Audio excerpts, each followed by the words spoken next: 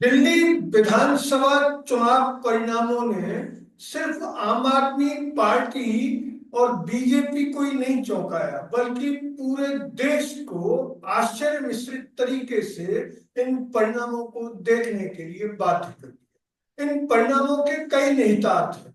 BJP की bumper जीत, 27 साल बाद फिर इतिहास का दोहराव, केजरीवाल का पतन, उनकी बड़ी हार के साथ साथ इसमें एक राजनीति और छुपी हुई, और वो राजनीति है कांग्रेस की।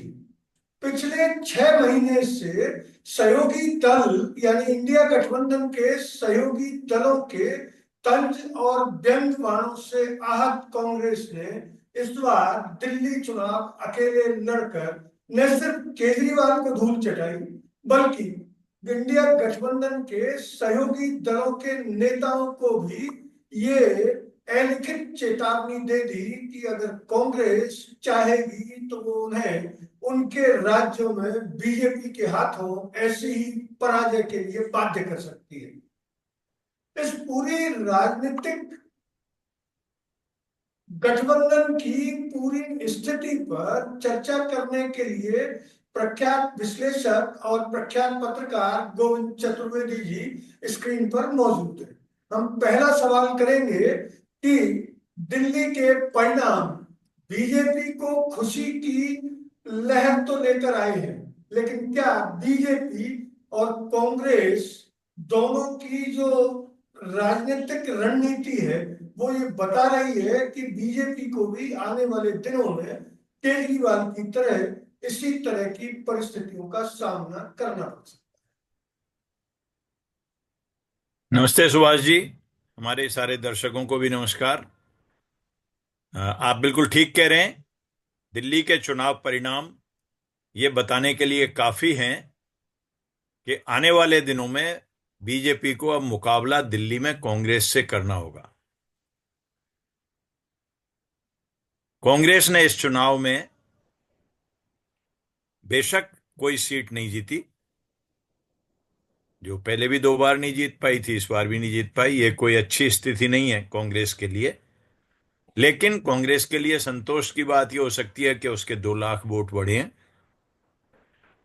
और 2 लाख वोट बढ़ा करके जो आपने कहा उसी तर्ज पे हम जाएं तो आपके लिए 13 सीटें लगभग जो आ रही हैं अभी तक, कि उसने इस वजह से हारी कि वहां कांग्रेस के मजबूत उम्मीदवार थे जिन्होंने जितने भी वोट लिए, 8,000 10,000, लेकिन वो आपको जमीन सुंघाने के लिए काफी थे। जहां तक आपने जो गठबंधन की राजनीति की बात की, वो मतलब मुझे ये समझ में नहीं आता कि ये कांग्रेस का ही जिम्मा है क्या कि कांग्रेस गठबंधन को अपने पीठ पर लेकर के चले। दूसरे जो गठबंधन के सहयोगी दल हैं, ये उनका भी बराबर का जिम्मा है अगर वो नतीजे चाहते हैं तो। ममता बनर्जी, जिससे कोई गठबंधन ही नहीं था, इंडिया गठबंधन का वो हिस्सा आज तक नहीं है, वो भी कह रही है कि कांग्रेस दोषी है इंडिया गठबंधन की हार के लिए। सपा के रामगोपाल यादव भी कह रहे हैं कि कांग्रेस की वजह से ये नतीजे हो रहे हैं। अरे तो भाई फिर छोड़ो ना, आप अपने लड़ो और दूसरे को अपना लड़ने दो। यहां कांग्रेस को तय करना होगा कि वो जहां उसके मजबूत भरोसेमंद सहयोगी हैं उनको साथ रख के उनके साथ चले, और जो ऐसे बुलबुले हैं आप टाइप के, आपको मैं बुलबुला इसलिए कह रहा हूं, भले उसने 10 साल 15 साल सरकार चला ली हो वहां पे, लेकिन उस पार्टी का जन्म ही इस तरह के परिस्थितियों में हुआ कि उसकी स्टेबिलिटी, जितने वादे उन्होंने किए उनको देख लीजिए आप, वो कुछ नहीं कर पाए। और एक फिर तो इस नाते से जो आप कह रहे हैं वो बातें मुझे सही लगती हैं कि आने वाला समय आपके लिए बहुत चुनौतियों का है, और बीजेपी और कांग्रेस में मुकाबले की सूरत आगे के समय में दिल्ली में बनेगी। है। दिल्ली चुनाव परिणामों से हम केजरीवाल को बिल्कुल अलग हटा देते हैं, क्योंकि केजरीवाल का पतन अब जिस प्रकार हुआ है उससे आने वाले वक्त में बहुत जल्दी उनका उत्थान होने की कोई संभावना नजर नहीं आती। और उस सूरत में जब उन पर भ्रष्टाचार के आरोप भी लंबित हैं और केंद्र की मोदी सरकार इस मामले में बेहद याद है कि वो किसी भी प्रतिद्वंदी को तब तक नहीं बख्शती जब तक वो पूरी तरह मरणासन्न नहीं हो जाए। लेकिन कांग्रेस का ये पैतरा, कांग्रेस ने आधिकारिक रूप से ये बयान दिया है कि गुजरात से हरियाणा तक आम आदमी पार्टी ने कांग्रेस को डेंट करने में कभी कोई कसर नहीं छोड़ी और इंडिया गठबंधन के अन्य सहयोगी भी उन्हें पीछे से पुश करते रहे।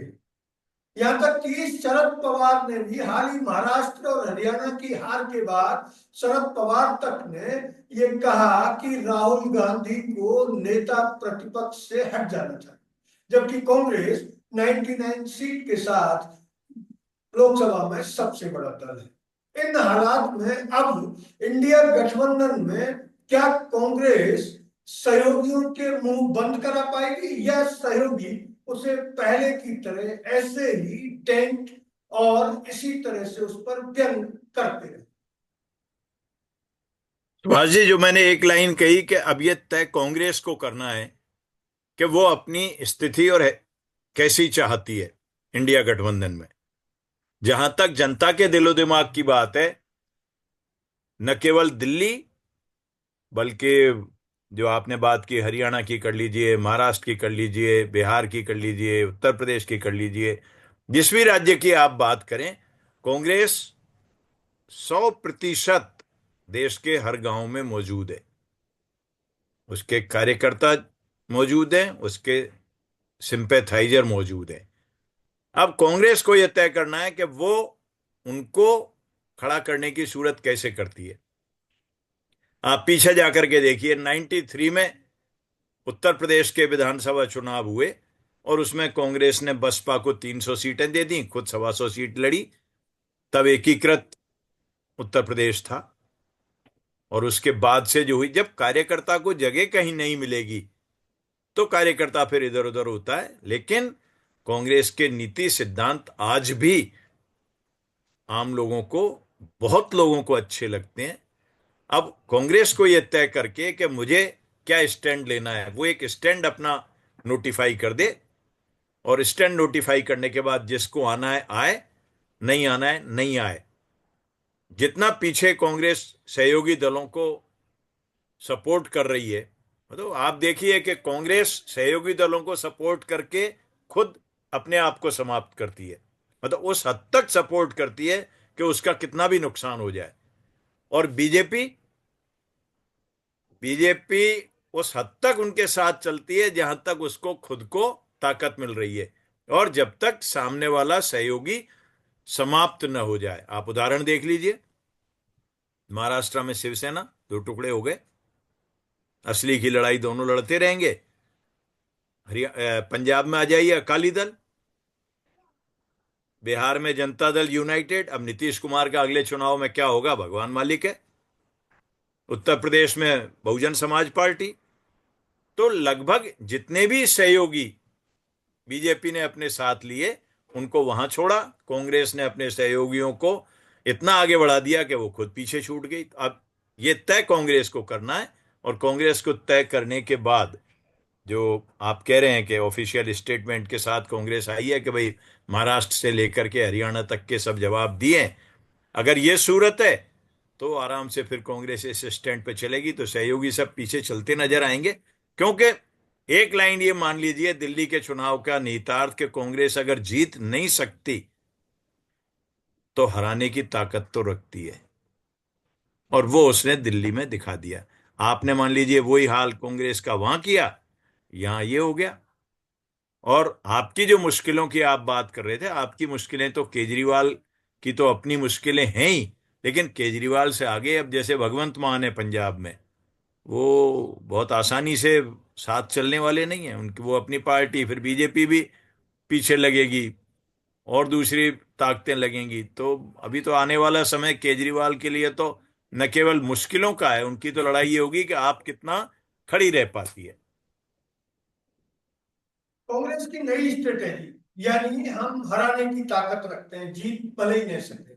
क्या बिहार में राष्ट्रीय जनता दल यानी लालू की पार्टी इस नई स्ट्रेटेजी के तहत कांग्रेस को बेटर स्पेस देंगे, या वैसे ही अड़ियल रुख के साथ विधानसभा में चंद सीटें कांग्रेस को ऑफर करें?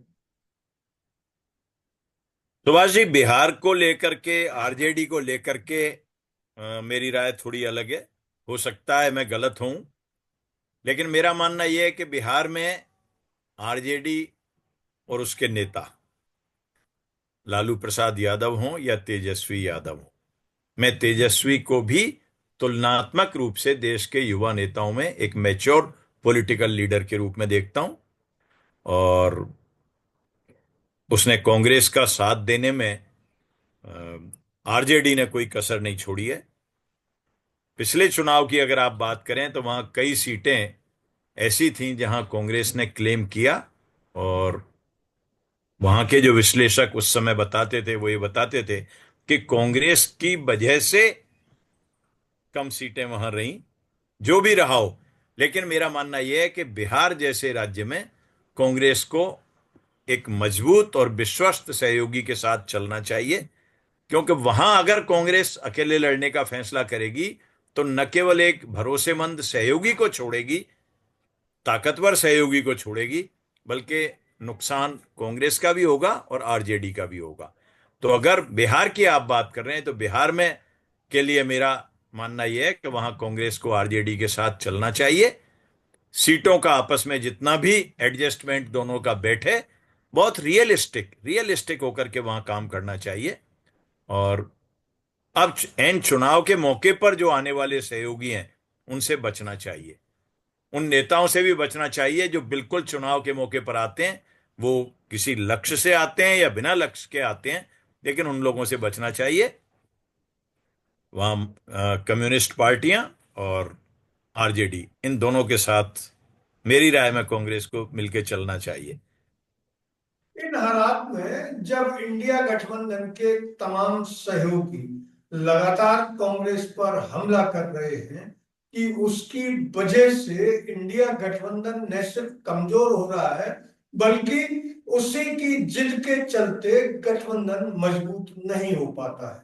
और इसी चिढ़ और इसी पसोपेश में इंडिया गठबंधन के दलों के नेता कांग्रेस के राहुल गांधी को नेता प्रतिपक्ष से हटाने की बचकानी मांग तक कर बैठते हैं।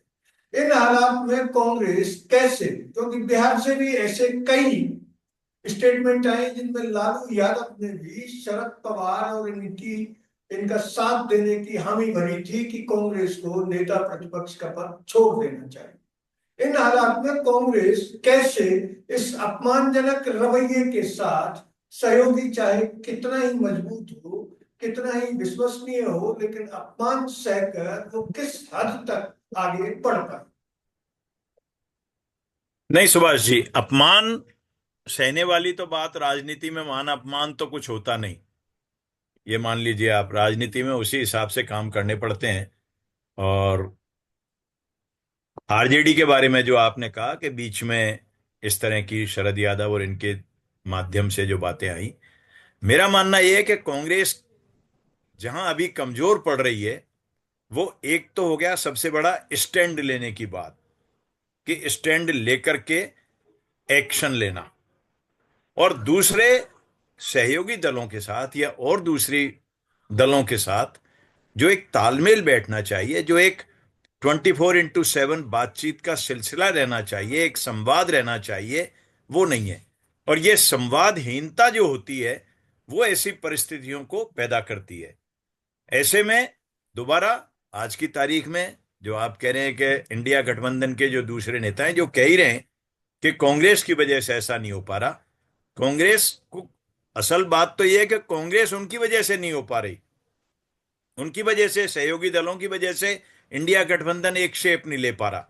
हो सकता है बहुत से मेरे मित्र इससे सहमत नहीं होंगे, लेकिन जगह जगह जाके राज्यवार आप देखेंगे तो अनेक जगह कांग्रेस ने जितनी कुर्बानी दी है अपने आप की, उससे ज्यादा कुर्बानी कोई भी राष्ट्रीय राजनीतिक दल या ऐसा दल जिसकी देश के हर गांव में कार्यकर्ताओं की फौज है, समर्थकों की फौज है, वो नहीं दे सकती।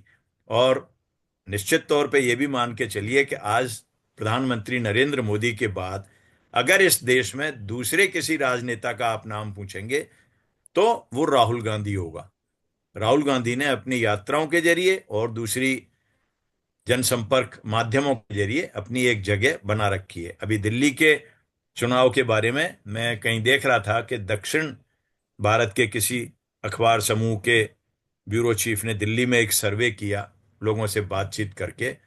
तो वहां लोगों ने उन बातचीतों में जब उनसे पूछा कि भाई नरेंद्र मोदी के बाद, देश के प्रधानमंत्री के बाद आप किस राजनेता को जानते हैं, किस राजनेता को पसंद करते हैं, तो बहुमत प्रधानमंत्री के बाद राहुल गांधी के पक्ष में आया।